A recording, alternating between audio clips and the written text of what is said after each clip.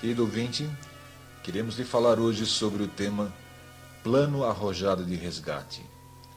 Disse certa vez o Senhor Jesus Cristo: ninguém tem maior amor do que este, de dar a alguém sua vida por seus amigos. Isso está registrado no Evangelho de São João, capítulo 15, verso 13. Quero lhes falar sobre algo que já é do conhecimento de nossa sociedade. Ao lermos jornais, ao ficarmos atentos às notícias, ouvimos de muito falar pessoas que foram presas em cativeiro, viveram momentos muito terríveis, próximos do limiar da morte, e ao final, às vezes, sabemos de um preço que foi exigido pelo resgate da vida dos sequestrados, mas nem sempre o final é dos mais felizes. Felizes aqueles que, após passarem por tal situação, reencontram a vida e voltam ao seu lar vivos. Sabemos de preços muito altos que são exigidos, de exigências absurdas, de carros, helicópteros, aviões, etc., mas o que é mais comum é alguém cobrar resgate em dinheiro. Um caso que ocorreu no Peru, na embaixada japonesa, que é do nosso conhecimento, é de um grupo de terroristas que exigiram a libertação de presos políticos, Tupac Amaru, em troca dos sequestrados. Este mundo, com tais ocorrências tão terríveis, põe pessoas a andar com medo pelas ruas das cidades. Ninguém se julga estar realmente seguro.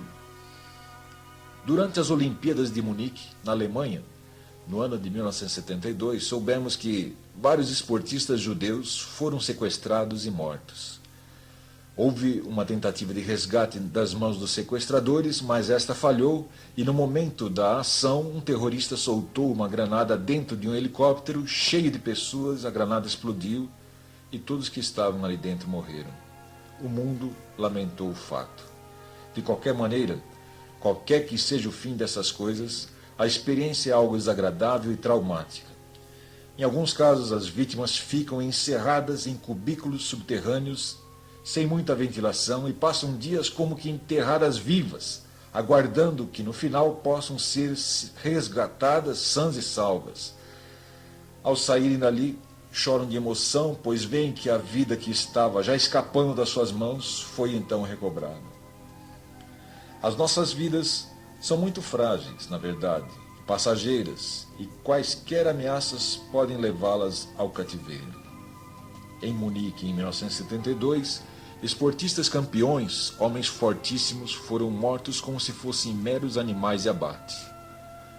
Por maiores e mais privilegiados fisicamente que fossem, de repente estes se viram como ovelhas caminhando para a matança. E a vida pareceu-se como um vapor tênue, frágil, que surge agora, mas logo depois se dissipa e desaparece. Por que as coisas são assim? As nossas maiores alegrias, de repente, podem se extinguir, mudando radicalmente o nosso rumo e as nossas motivações, alterando nossas reações e o nosso humor. O que é que poderíamos fazer para alterar esse quadro tão desanimador? Existem fatos narrados na Bíblia, nas Escrituras Sagradas, que nos contam coisas ocorridas no Oriente Médio, que nos dão um raio de luz no final do túnel. Lembraremos algumas delas. Em primeiro, lembramos que estava Abraão nos lugares junto aos carvalhais de Mamre, na terra de Israel, quando soube que seu sobrinho Ló foi capturado por uma confederação de 4 reis de 4 cidades numa campanha de guerra junto ao Mar Morto. Abraão, servo de Deus, vendo-se apurado, reuniu 318 homens que com ele trabalhavam e seguiu ao encontro dos raptores. Ló já se sentia um escravo capturado para todo sempre, despojado de seus bens, destinado a viver desde então como um homem sem direitos, sem força de resistência e sem mais futuro. Para sua feliz surpresa, Ló viu-se ainda caminhando como um preso e que aquela pequena tropa do seu tio Abraão vai ao encontro dos seus e contra os seus raptores. Há uma luta feroz mas a coragem e a fé que Abraão levava o conduziu ao triunfo, e Ló e sua família foram resgatados vivos graças a Deus. Assim também lemos acerca da família de Davi, que tinha ficado com a cidade de Ziclag, e os amalequitas que vieram, saquearam essa cidade e tomaram as mulheres e crianças como cativos. As mulheres e crianças de Davi, inclusive. Davi, com seus 400 homens, perseguiu aos amalequitas, venceu-os, pôs em retirada e libertou os cativos todos e deixou-os todos em paz. Comentando entre os seus homens, disse, pois, Davi: o Senhor nos guardou e entregou a tropa que contra nós vinha nas nossas mãos. Você pode ler isso em 1 Samuel capítulo 30, verso 23. Essas ações de resgate são planejadas, não são meros improvisos. Não são sem uma determinada tática para alguém se posicionar no lugar certo e na hora certa. Sabe, Deus viu o homem aqui nessa terra já totalmente vendido, acorrentado pelo pecado e tristemente destinado a viver uma vida de cativo, com o seu futuro virtualmente comprometido, sem esperança de se ver livre para viver. Alguns, ao se verem assim, acomodam nessas condições e procuram não ligar para o seu estado, fecham seus olhos para isso e vivem de modo a se iludirem com uma falsa ilusão no meio do deserto de sua vida. Deus, porém, traçou um plano de ação para resgate da nossa raça humana. Não foi com exércitos como foi o de Davi, nem como o de Abraão. Não com espada e nem com armas blindadas. Deus fez uma troca com o nosso opressor.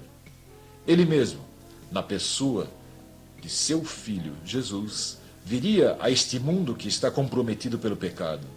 E mesmo assim, fazendo-se carne como os demais homens cativos, viria como que pisando em arraial inimigo, para morrer, oferecendo-se a si mesmo, para morrer em nosso lugar, para que nós fôssemos libertos do poder da condenação que marca esta nossa raça. Isso ele fez e conseguiu. A Bíblia nos narra que a cruz de madeira foi o instrumento da morte, para que ele, o Senhor, se adiantasse e assumisse a nossa sentença mortal. Com isso, Jesus se tornou também o nosso poderoso Salvador. Ele pagou o preço do nosso resgate. Há pessoas que não compreendem isso e, equivocadas, pensam e prosseguem a vida como escravos mesmo, como vinham vivendo até então, para impedir que cada um se levante em seu santo nome e saia das cadeias de Satanás e venha viver nova vida de libertação, de paz e alegria no Senhor. O diabo colocou uma venda nos olhos das pessoas para que não se enxergassem as portas abertas e as correntes do pecado caindo ao chão. Os que não tirarem essas vendas dos olhos não poderão ver o caminho aberto para ficar de fora dessa prisão. Meu amigo e ou amiga, permita-me dizer-lhe, tire essa venda de seus olhos espirituais e venha, porque o Senhor Jesus está lhe chamando. Vem para fora da tua prisão, vem encontrar-te comigo. Disse Jesus, vinde a mim os cansados e oprimidos, e eu vos aliviarei. Então venha e ore comigo assim agora. Senhor meu Deus, tira a venda de meus olhos, para que eu possa te ver e enxergar o teu caminho. E apropriando-me dele, comece agora a viver aquela vida livre do pecado que tu me prometeste junto a ti. Em teu nome te peço. Amém, Senhor Jesus. Longe do Salvador, mas raiou a luz do céu, o grande amor. Meu estado me mostrou tão vil e pecador. e também me revelou seu grande amor. Foi grande o amor, foi grande o amor. Sim, Cristo me revelou seu grande amor.